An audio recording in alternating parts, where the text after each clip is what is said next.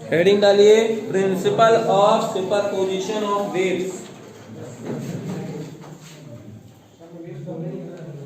Principle of superposition of waves. Principle of superposition of waves, ठीक है। अब जरा ये प्रिंसिपल कहना क्या चाहता है, इस चीज को जरा समझेंगे हम लोग, ठीक है। when two or more than two waves are superimposed on each other, whenever लिखते जाओ तेजी से, when two or more than two waves are superposed on each other,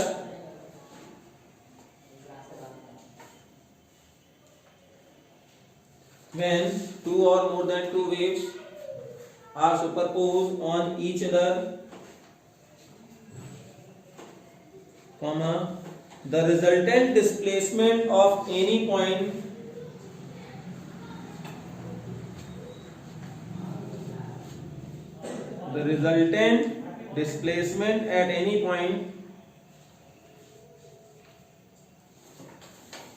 at any point at a given instant is equal to the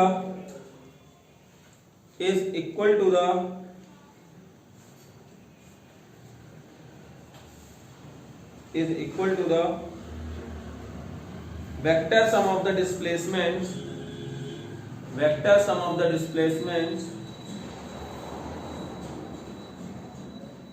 due to the individual waves at that point. Vector sum of the displacements due to the individual waves at that point, ठीक है, at that point। तो ये चीज पूछी गई। तो इसका कहने का मतलब क्या है, ध्यान सुनना। अगर मान लीजिए दो या दो से ज्यादा वेव्स, कोई ऐसे सपोज एक ये वेव जा रही थी, एक ये वेव जा रही थी सेम मीडियम में, तो दोनों ने रिजल्टेंट एक वेव ये बना दी, ठीक है। इसका displacement at any instant suppose क्या था, y1 था, ठीक है ना। हालांकि इसका मैक्सिमम एम्पलीट्यूड हो जाएगा। इसका अगर डिस्प्लेसमेंट y1 है और इसका डिस्प्लेसमेंट y2 है, तो जो ये y नेट बनेगा ना, वो पता है कितना बनेगा, y बनेगा उन दोनों के इंडिविजुअल डिस्प्लेसमेंट्स के वेक्टर सम के इक्वल बनेगा। अगर बहुत सारी वेव्स हैं तो ये समेशन ऐसे हो जाएगा, जैसे आपने पढ़ चुके होंगे, if there are number of forces act on a particle then vector sum can be calculated by individual sum of all forces, है ना। तो इसी तरह से डिस्प्लेसमेंट्स का सम जो होगा इंडिविजुअल सम, वेक्टर सम, इंडिविजुअल डिस्प्लेसमेंट्स जो हैं उनका वेक्टर सम जो होगा वही रिजल्टेंट का डिस्प्लेसमेंट होगा। ये चीज निकल के आएगी। एग्जांपल जरा ध्यान से सुनना, जैसे ध्यान सुनिए बच्चे, जैसे क्या किया, एक मैंने कोई वेव लिया ये, ठीक है ना, इसका एम्पलीट्यूड था a1, ठीक है। इसको दूसरी कोई वेव थी जो कि क्रेस्ट से क्रेस्ट, इसका एम्पलीट्यूड था a2। इन दोनों को जब जोड़ा तो फाइनली हमको क्या मिल रहा है, ये मिल रहा है। फाइनली एम्पलीट्यूड को कितना मिला, a1 प्लस a2 मिला। क्लियर है। अगर मान लो क्रेस्ट से ट्रफ इंटरसेक्ट हो गया होता है, ये यहाँ पे क्या हो रहा है, क्रेस्ट से क्रेस्ट हो रहा है, और जब क्रेस्ट से ट्रफ होने लगता, देखो ये अगर a1 है, नहीं ये a2 हो जाता। तो अगर देखो a1 ज्यादा है a2 छोटा है, तो जो हमारा ये डिस्प्लेसमेंट है वो कुछ ऐसा हो जाता, ये हो जाएगा a1 माइनस a2। और अगर ये मान लीजिए इक्वल एम्पलीट्यूड्स होते तो यहाँ पे क्या हो जाता, जीरो हो जाता। तो बोलो बात समझ में आ रही नहीं आ रही। यहाँ पे क्या हुआ, क्रेस्ट से ट्रफ। तो ये चीज समझ में आई। ये तो बहुत आसान है, कोई बहुत ज्यादा बड़ी बात नहीं है। तो इसको नोट कर लीजिए, फिर आगे बढ़ते हैं।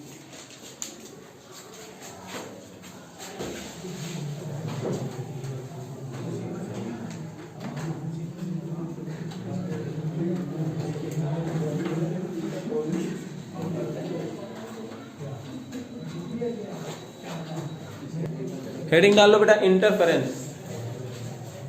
अब यहां से काम शुरू है, ठीक है।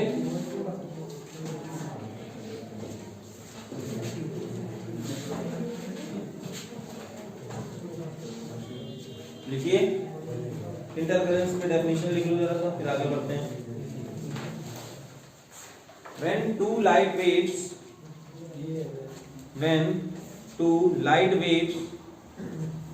of the same frequency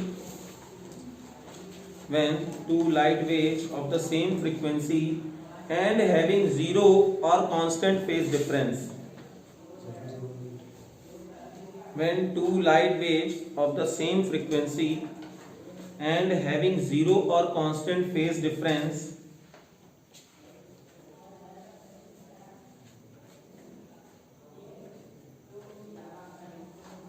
traveling in the same direction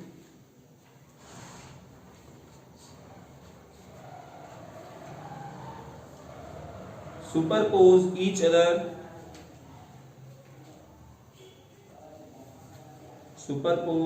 other comma the intensity in the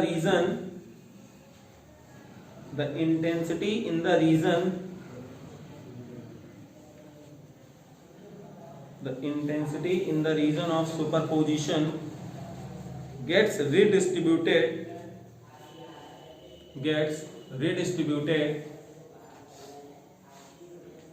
comma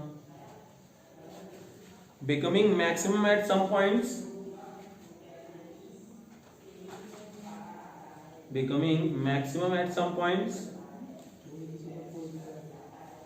and minimum at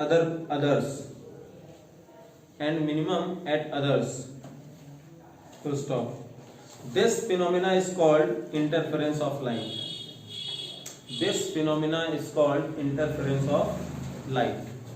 ठीक है, ये चीज this phenomena is called interference of light. एक हेडिंग डाल दीजिए, Young's double slit experiment. Young's एक scientist थे, हाँ यंग्स एक साइंटिस्ट थे, उन्होंने क्या किया, एक एक्सपेरिमेंट किया जिसमें इन्होंने ये चीज प्रूव की। तो देखो Young's double slit experiment, Young's double slit experiment, slit Young's double slit है ना एक्सपेरिमेंट। हाँ क्या वो बेटा बता रहे हैं। तो अगर आपने इंजीनियरिंग करने गए तो आपको ये एक्सपेरिमेंट करने को मिलेगा, ठीक है ना, लेकिन यहाँ पे ऐसा नहीं होता है। देखो ये जो फिगर बनाया गया है आप अपने बुक से और क्लियरली देख सकते हो, क्योंकि हाथ से बनाया गया है तो इतना ज्यादा मतलब कि नाप जोक के नहीं काम किया गया कि एकदम सही बने, ठीक है। तो यहाँ पे क्या हुआ कि जो रेड वाले हैं वो क्रस्ट के वेव फ्रंट्स हैं। कैसे हैं? क्योंकि वेव के फॉर्म में एनर्जी जैसे सपोज यहाँ से प्लेन वेव फ्रंट गया तो वो क्या करेगा, हर तरफ अपनी एनर्जी दे रहा है। तो यहाँ से देखो स्फेरिकल वेवलेट्स बनेंगे। रेड वाले जो है वो कैसे हैं, रेड वाले जो होंगे वो क्रस्ट के वेव फ्रंट्स हैं, और जो ब्लू वाले हैं वो ट्रफ के वेव फ्रंट्स हैं। सबको पता है कि क्रस्ट के वेव फ्रंट, फिर ट्रफ, फिर क्रस्ट, फिर ट्रफ, इस तरह बनेगा। तो जितने भी रेड हैं वो क्रस्ट के हैं, फिर ये ट्रफ के हैं, फिर क्रस्ट, फिर ट्रफ, इस तरह बनता गया। अब जो ये वेव फ्रंट्स आगे पास होंगे तो ये S1 सोर्स एक छोटा सा होल है और ये S2 सोर्स छोटा सा होल है, इनसे पास होना शुरू करेंगे। तो ये S1 आया, देखो S1 के ये यहाँ पे ब्लू, फिर ये ब्लू, फिर ये ब्लू, तो ये कैसे जा रहा है, red blue red blue red blue, इस तरह जा रहा है। यानी क्रस्ट ट्रफ क्रस्ट ट्रफ, ये अपने अपने वेव फ्रंट्स स्फेरिकल बना दिए। सेम कॉन्सेप्ट इसके साथ भी है, रेड फिर ब्लू फिर रेड फिर ब्लू, तो इसने भी अपने स्फेरिकल बना दिए। अब हम लोग क्या देखेंगे, अगर फिगर को आप देखेंगे कि कुछ पॉइंट्स में सर देखो, कुछ पॉइंट्स में देखो जहां पे ब्लू से ब्लू इंटरसेक्ट हो रहा है, रेड से रेड इंटरसेक्ट हो रहा था, फिर रेड से रेड, ब्लू से ब्लू, रेड से रेड, तो यहां से जाते हुए जो लाइन बनेगी ये आपको क्या दे देगा, ब्राइट दे देगा। क्यों दे देगा? अभी मैंने आपको बताया कि जो क्रस्ट से क्रस्ट मिलते हैं उनका एम्पलीट्यूड और हाई हो जाता है, और जो ट्रफ से ट्रफ मिलते हैं उनका भी एम्पलीट्यूड हाई हो जाता है। एम्पलीट्यूड और इंटेंसिटी में आपने रिलेशन 11th में पढ़ा था, intensity is directly proportional to the amplitude का स्क्वायर। है ना। तो अब वहां पे क्या हुआ था, वेव थी, जैसे इंटेंसिटी पढ़ा था नहीं, वहां पे साउंड वाले केस में आपने पढ़ा था, क्योंकि साउंड था वहां पे, तो जो इंटेंसिटी होती थी वो साउंड के लिए एम्पलीट्यूड की तरह काम करती थी। यहाँ पे आपने क्या पढ़ रहे हैं, लाइट के लिए पढ़ रहे हो, तो लाइट की जो इंटेंसिटी होगी वो एम्पलीट्यूड के स्क्वायर होती है। तो अब जरा सोचो, क्रस्ट से क्रस्ट जब मिल रहे थे, यहाँ पे देखिए ये क्रस्ट से क्रस्ट, ये यहाँ पे सी है, और यहाँ पे भी ये ट्रफ था, अगर इससे कोई दूसरा एक वेव इस तरह से यहाँ पे सुपर इम्पोज हो गया, तो आप क्या बनाएंगे, देखो यहाँ पे बहुत ज्यादा बड़ा एम्पलीट्यूड बनेगा दोनों के सम के बराबर। तो इस तरह से क्या हुआ कि जहां जहां पे देखिए, ये देखो रेड से रेड इंटरसेक्ट हो रहा है, यानी क्रस्ट से क्रस्ट इंटरसेक्ट कर रहे हैं, फिर ये ट्रफ से ट्रफ, क्रस्ट से क्रस्ट, ट्रफ से ट्रफ, सीधे जाते हुए ये लाइन यहाँ पे क्या दे देगी, आपको ब्राइट दे देगी। अब जरा इसी के कोई ऊपर लाइन पे जाओ, ये देखो रेड से ब्लू मतलब क्रस्ट से ट्रफ, क्रस्ट से ट्रफ, क्रस्ट से ट्रफ, क्रस्ट से ट्रफ, क्रस्ट से ट्रफ, ये कैसे दे दिया, डार्क। मतलब यहाँ पे क्या हुआ, क्रस्ट से जब ट्रफ इंटरसेक्ट होगा, ये क्रस्ट है, और अगर बाय चांस सेम एम्पलीट्यूड आपने ले लिया, तो सेम एम्पलीट्यूड लोगे तो यहाँ पे डिस्प्लेसमेंट कितना, जीरो। जब एम्पलीट्यूड जीरो तो इंटेंसिटी जीरो, तो यहाँ पे आपको क्या मिल जाएगा, डार्क मिल जाएगा। तो अगर हम लोग ये पूरी इसी तरह से लाइन यहाँ पे देखो बनाना चाहे तो रेड ब्लैक है ना, तो यहाँ पे देखो crust and trough, crust and trough, crust and trough, इस तरह से गया, तो यहाँ पे क्या मिल गया, फिर से आपको डार्क मिल गया। तो आपको कैसा यहाँ पे पैटर्न मिलने वाला है, पैटर्न मिलने वाला है bright dark, bright dark, bright dark, bright dark, इस तरह का एक यहाँ पे फिल्म जनरेट होने वाली है। बोलो बात समझ में आई। तो अब इंटरफेरेंस के डेफिनेशन पे जाना, क्या बोला था इंटरफेरेंस की डेफिनेशन में, कि अगर दो ऐसे सोर्स ऑफ लाइट जो कि अप्रॉक्स सेम डायरेक्शन में चल रहे हैं, तो इनको बहुत ज्यादा दूर नहीं लेना है। ये वैल्यू mm में होती है, 0.2 mm, 0.5 mm, ठीक है। अभी न्यूमेरिकल जब सॉल्व करेंगे आप देखना इनकी वैल्यू कितनी होगी, 0.2 mm, 0.5 mm, ठीक है।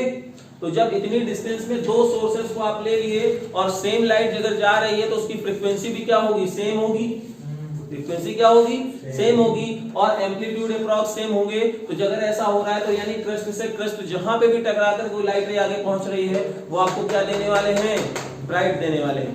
और जहां पे वो क्रस्ट से ट्रफ इंटरसेक्ट हो जाएंगे, वो आपको क्या देने वाले हैं, डार्क देने वाले हैं। तो बोलो बात समझ में आएगी नहीं आई, क्लियर है ना। तो इस तरीके से ये पैटर्न आपको मिल जाएगा। ये प्रैक्टिकल किसने किया था, यंग्स एक साइंटिस्ट थे, उन्होंने किया था, इसीलिए इस एक्सपेरिमेंट का नाम पड़ा यंग्स डबल स्लिट एक्सपेरिमेंट। आई बात समझ में, क्लियर है। तो ये फिगर बना लीजिए, फिर आगे काम करते हैं हम लोग। फिगर अगर बन गया तो अच्छी बात, नहीं बना तो घर में बनाना। अब हेडिंग आ गई, condition for constructive and destructive interference. Condition for constructive and destructive interference. देखो यहां से आपको बहुत अच्छे से चीजें ध्यान में लेना। Condition for constructive and destructive interference.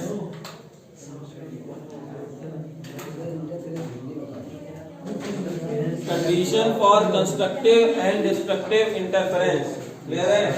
चलिए आगे बढ़ते हैं।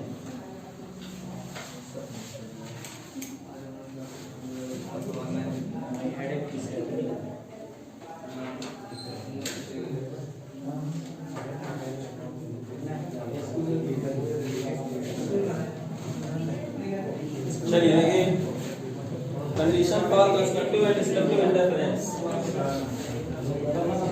ये एग्जाम में आता है।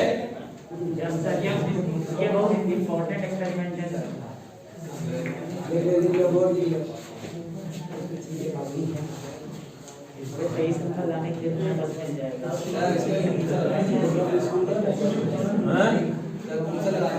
चलो देखो, यहाँ पे सपोज देखिए ध्यान से, दो वेव्स का सुपर क्वेश्चन होना था। तो पहली wave y1 = a1 sin omega t, y2 = a2 sin omega t plus phi, where phi is the constant phase difference। जैसा कि आपने लिखा हुआ है उस पे कि दो वेव होनी चाहिए जिनका फेज डिफरेंस कैसा हो, कांस्टेंट हो या जीरो हो, और फ्रीक्वेंसी कैसी हो, कांस्टेंट हो। फ्रीक्वेंसी जरा देख लो दोनों की, ठीक है। एम्पलीट्यूड में भी डिफरेंट, तो ऐसा कर दिया। बाय सुपरपोजिशन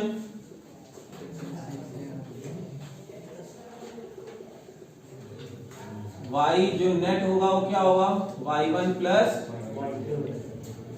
यहाँ से क्या हो जाएगा, a1 sin omega t plus a2 sin omega t plus five, a1 sin omega t plus a2, इसको ओपन कर देंगे कौन से फॉर्मूला से, sin a प्लस b वाले से, तो sin a cos plus a2 sin phi cos omega t।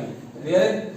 अब यहाँ पे हम लोग क्या करेंगे, साइन वाले टर्म्स को कॉमन ले लेंगे इससे, तो यहाँ से हो जाएगा a1 a2 cos phi sin omega t plus a2 sin phi into cos omega t। बड़ा बात नहीं, इसको हम लोग लिख सकते हैं a cos थीटा और इसको लिख सकते हैं a sin थीटा। तो जैसे ही हम लोगों ने लिखा तो a cos theta into sin omega t plus a sin theta into cos omega t, तो ये y इक्वल टू कितना हो गया, a sin omega t plus theta. This is the resultant wave equation, ये रिजल्टेंट वेव इक्वेशन हो गई, ठीक है। लेकिन हमको तो बात करनी है कि सर इसका रिजल्टेंट का एम्पलीट्यूड कितना आया, a निकालना है। तो हम लोग जो यहाँ पे ये इक्वेशन फर्स्ट में लेट किए थे वो देखते हैं क्या लेट किया था, a cos थीटा जो था उसमें हम लोगों ने किसको लेट किया था, a1 plus a2 cos phi को, और a sin थीटा किसको लेट किया था, a2 sin phi को। Square both side and add first with second, sorry first नहीं है, सेकंड और थर्ड कर लेते हैं, ये सेकंड एंड थर्ड। स्क्वायर कर दो क्या हो जाएगा, a square cos square theta plus a square sin square theta, a1 plus a2 cos phi का square plus a2 sin square phi, ये चीज, ठीक है। यहां से इसको कॉमन ले लिया, cos square theta plus sin square theta, इसको ओपन कर देंगे, a1 square a2 square cos square phi plus 2a1 a2 cos phi plus a2 square sin square phi। इसको और इसको साथ में लिखना है, यहां से ये वैल्यू 1 हो जाएगी तो a बचेगा a स्क्वायर, यहां से कितना हो गया, a1 square a2 square common sin square phi plus cos square phi plus 2a1 a2 cos phi। यहाँ से ये वैल्यू 1 कितना हो गया, a square equal to a1 square plus a2 square 2a1 a2 cos phi।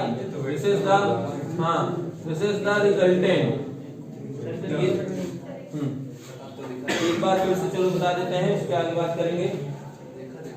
तो यहाँ पे किया क्या गया, दो वेव्स थी, दोनों को वेक्टर सम किया, जैसे ही किया तो हम लोग क्या देखेंगे, इसको ओपन कर देंगे कौन से फॉर्मूले से, sin a plus cos b से। जिनको नहीं पता वो देख लीजिए, sin a प्लस b जो होता है वो sin a cos b plus cos a sin b, इस तरह से लिखते हैं। a b a सॉल्व किया, a2 यहाँ पहले से था इसलिए मल्टीप्लाई कर दिया, ठीक है। अब बस इनमें से साइन वाला टर्म अलग ले लो, इनमें से जो लिखा था इसको अलग लिख लिया, खत्म। इसको हम लोगों ने लेट कर लिया a sin थीटा, इसको a cos थीटा, बस ये इक्वेशन बनी। फिर से वही फार्मूला, इसको a कॉमन लेकर के ये चीज बन गई, ठीक है। ये रिजल्टेंट वेव की इक्वेशन हो गई थी। लेकिन हमें चाहिए एम्पलीट्यूड, तो हम लोगों ने जो लेट किया था उसको यहाँ पे लिख लिया, दोनों को स्क्वायर किया और दोनों को ऐड कर दिया। स्क्वायर करके ऐड करेंगे तो देखो यहाँ से आया, a स्क्वायर कॉमन ले लिए तो यहाँ से इधर ये बन गया। स्क्वायर करेंगे फिर इसको फॉर्मूले करते हैं, a square plus b square plus 2ab, यहाँ से आ गया, इसको लिखा, इसको साथ में लिख के यहाँ बंद कर दिया, ये चीज आ गई। इतना नोट करो, फिर आगे मांगते हैं। अब जब आपने ये डेरिवेशन देख लिया, यहाँ तक देखा आपने 11th में क्या पढ़ रखा था, इंटेंसिटी जो है एम्पलीट्यूड के डायरेक्टली प्रोपोर्शनल होती है। ठीक है ना। तो जो इंटेंसिटी होगी, intensity is directly proportional to the amplitude square. वही लगे। तो अगर ऐसी बात हो गई तो आप क्या करने वाले हैं, सीधे सीधे लिख सकते हो प्रोपोर्शनलिटी हटा करके, ये है ना। तो अगर हर जगह पे मैं इसमें क्या लिखूंगा, के, मतलब देखो यहाँ पे क्या हो जाएगा, a स्क्वायर है तो i बाई के रख देंगे इसकी जगह पे, है ना। तो जब सॉल्व करेंगे तो के से तो पूरे से कैंसिल हो जाना है। तो यानी इंटेंसिटी का जो फॉर्मूला आ जाएगा वो क्या हो जाएगा, i square is equal to i1, sorry i is equal to i1 plus i2 plus 2 root i2 into cos phi. बोलो बच्चे, ये हाँ ये इंटेंसिटी का फॉर्मूला आया कि नहीं आया, कितना आया। अब जरा ध्यान से सुनना, कब ये इंटेंसिटी जो है ऐड होगी, कब मतलब इंटेंसिटी मैक्सिमम होगी, कब मिनिमम होगी, यही चीज डिसाइड करते हैं constructive and destructive interference. Constructive interference मतलब positions for bright, condition for bright fringes. क्या कंडीशन होगी कि वहां पे फ्रिंजेस कैसे मिले, ब्राइट पोजीशन हमको दे। तो ध्यान से सुनना, अब किन फैक्टर्स पे डिपेंड करने वाला है ये, cos फाई पे, है ना। तो हम लोग यहाँ पे लिखते हैं condition for bright fringes, perspective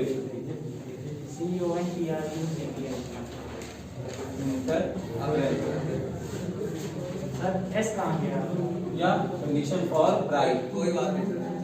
अरे इतने दुनिया चली फ्रिंजेस कहाँ पे, ये तो कंट्रास्ट नहीं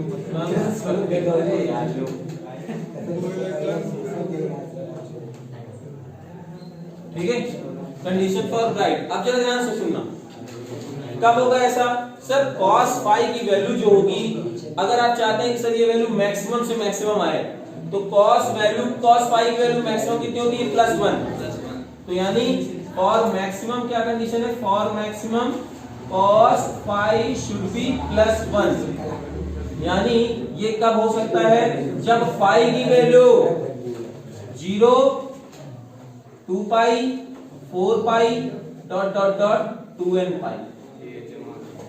नहीं आया, cos 0 की वैल्यू 1, एक बार पूरा घूम गया 2 पाई की वैल्यू 1, दोबारा घूम गया, तिबारा घूम गया, तो हमेशा कितना आने वाला है, यानी 0, 2 पाई, 4 पाई, 6 पाई, 8 पाई, 10 पाई, यानी 2n pi, where n is from, n कहाँ पे, n क्या है यहाँ पे, 0, 1, 2, 3 डॉट डॉट डॉट। ये आया नहीं आया, क्लियर है।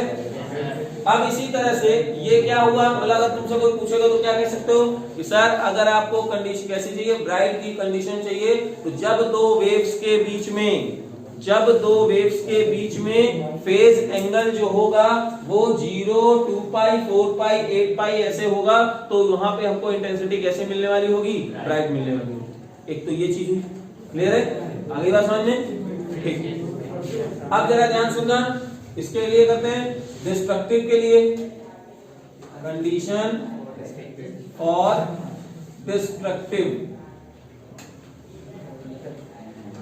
इंटरफेरेंस, मतलब डार्क फ्रिंज।